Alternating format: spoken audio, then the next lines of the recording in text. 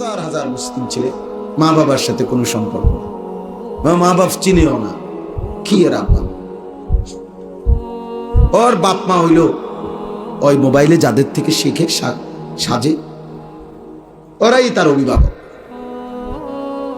Mobile হয় কোনো দুশ্মন, কোনো বেঈমান, কোনো ফুটবল খেলোয়াড়, কোনো ক্রিকেট খেলোয়াড়, কোনো নাস্তিক, কোনো নর্তকী, কোনো অসভ্য চরিত্রহীন, কোনো লম্পট, সেই তার অভিভাবক।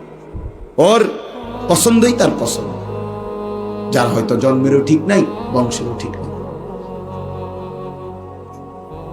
তাইলে এই জন্য এটা মুমিনের জীবন না, মুসলমান একে বলে না। মুসলমান বলে যে 24 ঘন্টা এটা মনে করে বুঝে যে আমার একজন সৃষ্টিকর্তা আছে, আমার একজন নবী আছে। আমি ইচ্ছে করলেই যা মন চায় তাই করতে পারবো না। হাজার মন চা, সামর্থ্য থাকুক, আমার শরীর থাক আর টাকা থাকুক, কিন্তু আমি মন চাইলেই যা ইচ্ছা তাই করতে পারবো, মন চাইলেই পারবো। বরং আমাকে ওই অদৃশ্য ওই মহান আল্লাহর বিধি নিষেধ মানতে হবে, কারণ আমি মুমিন, আমি মুসলমান। আমার জীবন নিয়ন্ত্রিত, আমার জীবন আল্লাহ তাআলার হুকুমের অধীন। এজন্য আমি এই কথাটা আপনাদেরকে দ্বিতীয় কথাটা বললাম।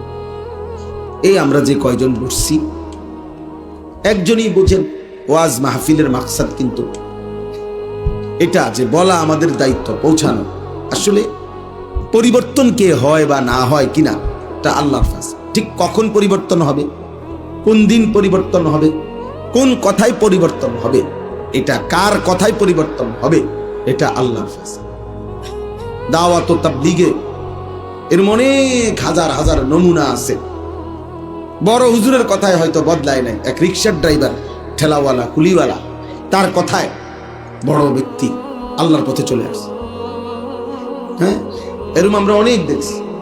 তাবলীগের কাজ যারা করে তাদের মধ্যে চা দোকানে বসে যারা বিরোধিতা করে, এইসব বিরোধিতার কোনো 2 পয়সার বেল নেই। এই আমাদের দেশে যারা তাবলীগের দাওয়াত ও তাবলীগের বিরোধিতা করে, এই সমস্ত বিরোধিতার 2 পয়সাও কেউ গণে না, এগুলা কেউ পাত্তাও দেয় না। এই উনার বিরোধিতা উনি করে, বইয়া বইয়া ব্যানের ব্যানের করে, কেউ শোনে না।